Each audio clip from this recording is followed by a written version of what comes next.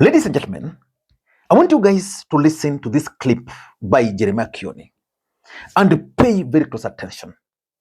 And then tell me in the comment section whether Kioni is telling Fred Matiang'i the truth or he is lying to Fred Matiang'i. Kikishie wakaaji wa hapa Kuria, kule kwa mlima, mtu ambaye atapigiwa kura ya urais ni Fred Okengo Matiang'i. Wakati tulikuwa tunafaa sufuria na akina Sifuna, tulikuwa tunalilia Wakenya wote kwa zile shida ambazo tuko nazo. Mtu mwenye ako na uwezo ya kutekeleza kazi Kenya hii, makabila makubwa na madogo yafaidike, tutoke kwa ile shida tuko nayo hapa leo. Mtu ambaye ako na track record, wile ambaye sisi kama wanajubilee tumepitisha ni Fred Okengo Matiang'i. Na waomba kura ya Fred Okengo Matiang'i. Kazi yangu Kenya mzima ni kumuombea yeye kura, na nina uhakika Mwenyezi Mungu atampa huo ushindi. Harambee! Harambee! Wacha nione kura ya Matiang'i, kura ya Matiang'i, kura ya Matiang'i, kura ya Matiang'i kila bahali. Asante sana. God bless. Ladies and gentlemen, is he lying or is he telling Matiang'i the truth? If you believe he's lying to Matiang'i, just say stop the lie. And if you believe he's telling the truth, just say that's the truth. Because for me, I strongly believe that Fred Matiang'i had the highest chance of becoming the next president of the Republic of Kenya in 2027. But Uhuru Kenyatta has actually mismanaged Fred Okengo Matiang'i. Fred Matiang'i today embarked on a tour of Migori County. And I followed that event very closely. I noted two things. The first thing I noted was the presence of his allies who are members of Linda Wananchi. That is Onyonka, Kibagendi, Gesaire. The question is, whose interests are those individuals serving? Because if these individuals are in the Luhya nation, they keep on praising Sifuna. They don't talk about Matiang'i. When they are with Linda Wananchi, even in Ukambani, they only sing praises of Edwin Sifuna, not Matiang'i. And because politics is local, I think they wanted to be seen with Matiang'i. So for me, if I were Matiang'i, I'd rather have people who believe in me, people who can market me, but not people who use me for their political interest. So that's the first thing I noted. The second thing I also noted was the presence of Uhuru Kenyatta's key allies, someone like Kioni. And that's why Kioni is going to form the basis of this analysis. But there's also something which Kibagendi said, which probably will do its analysis tomorrow. Listen to Kibagendi. Ningependa kumuhimiza yule kiongozi ambaye tunataka kushikana na yeye tufanye kazi, ambaye anaitwa Rigathi Gachagua. Sisi kama makabila madogo, we are feeling that you are intimidating us. We want to tell you, Rigathi Gachagua, while we have tremendous respect for you, sisi tunataka tukae kwa meza kama equal partners. We will not allow you to continue intimidating other principles in the opposition. Wewe Rigathi Gachagua, ningependa kukuambia, sisi tayari tulikuwa kwa opposition kabla utoke kwa serikali. Kwa hivyo kuja polepole, tuko tayari kufanya kazi na watu wa Mount Kenya, usije ukatudhulumu. So what's your take on Kibagendi's statement? Because for me, the fact that he chose to attack Rigathi Gachagua points to something. And you can actually link it to the meeting which Uhuru Kenyatta convened over Azimio. But let us not get into that for now. For now, let us focus on this statement by Kioni. Because personally, I think Kioni is lying to Fred Matiang'i. And I want to reveal to you guys why personally I strongly believe Matiang'i will not get the numbers in Mount Kenya because of the mistakes of Uhuru Kenyatta and his allies. Because if you were to ask me this question some 6 months ago, I would comfortably tell you, and of course backed by data and statistics, Matiang'i would have defeated Rigathi in the mountain. But because of the mistakes, that's not going to happen. Before we do that, In case you're watching the channel for the first time, take a second or two, click the subscribe button so that next time we produce a video like this, YouTube will automatically notify you. Ladies and gentlemen, Fred Matiang'i cannot defeat Rigathi in the mountain. In short, Mount Kenya will not vote for Fred Matiang'i in 2027.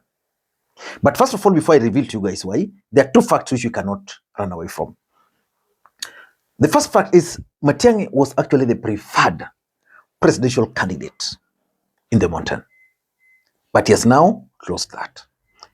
Number two, Uhuru Kenyatta, through his allies, in my view, have actually messed Fred Matiang'i's campaign.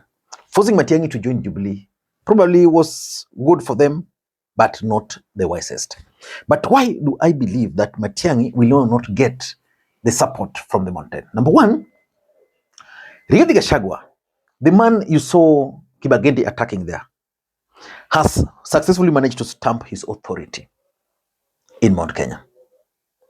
And Mount Kenya will follow Rigathi Gachagua. Unless Matiang'i will be picked as the sole opposition candidate, I don't see the mountain following Fred Matiang'i. That's what I believe now.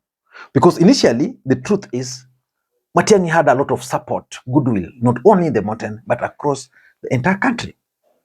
How did Rigathi manage to stamp his authority? Brings me to my second point. Matiang'i will not get the support because of Uhuru Kenyatta's lethargic approach to politics. Uhuru Kenyatta was the president of the Republic of Kenya. He was supporting Raila Odinga, who had everything. Raila had the number, he had the support, he had the goons, Raila had the people, he had the money. The only thing that always stood between Raila and the presidency has always been the deep state. Uhuru did not deliver.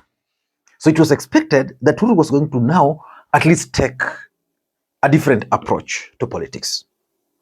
What has Uhuru done? Uhuru has persuaded Fred Matiang'i to run. And of course, by the time he was doing this, Kenyans were actually asking Matiang'i to run. What has happened? Uhuru, with his lethargic nature, is not campaigning for Fred Matiang'i. You look at the changes he made in Jubilee.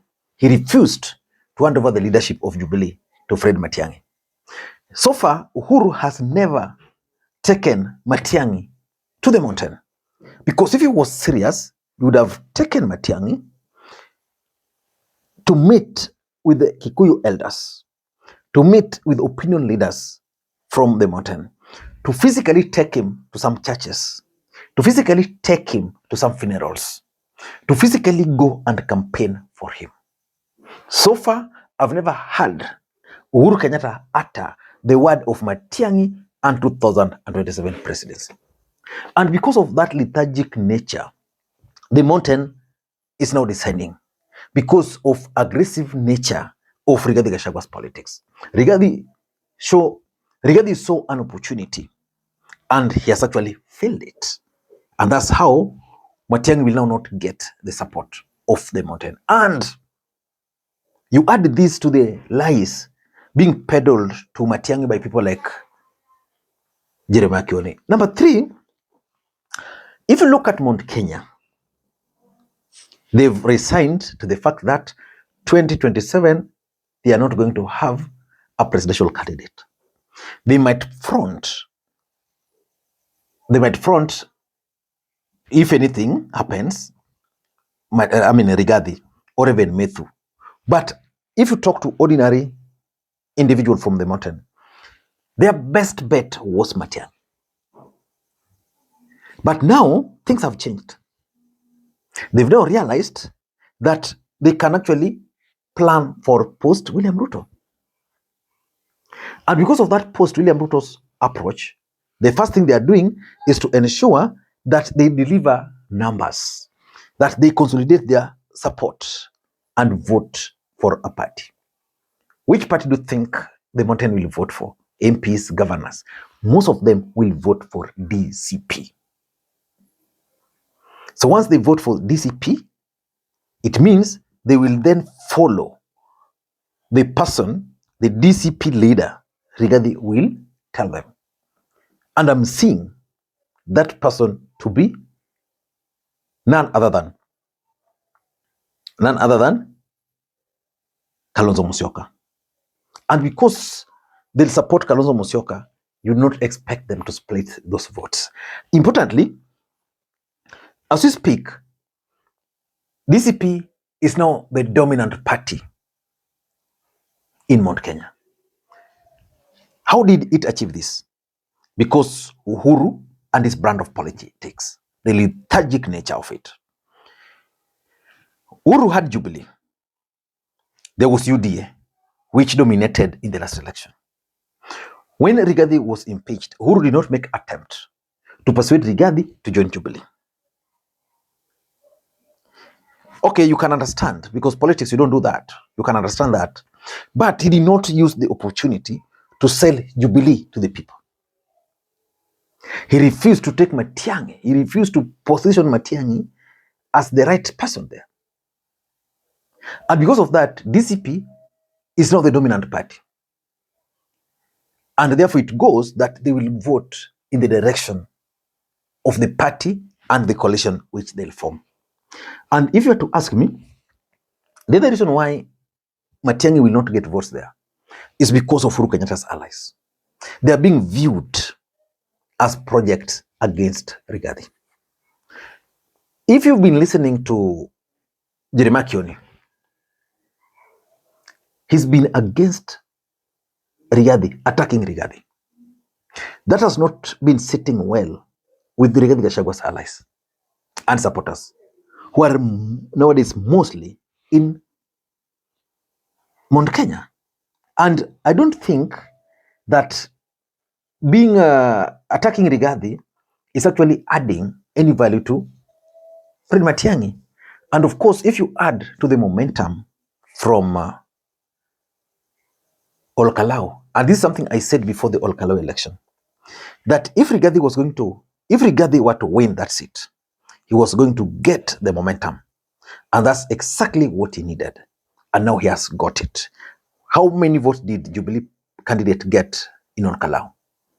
How many? You can't talk about it. Until next time, this is Makwiny. But Jeremiah Kioni should stop lying to Fred Matiang'i that he will get, that is the guy the mountain will vote for. That's a lie. Till next time, Makwiny, bye-bye.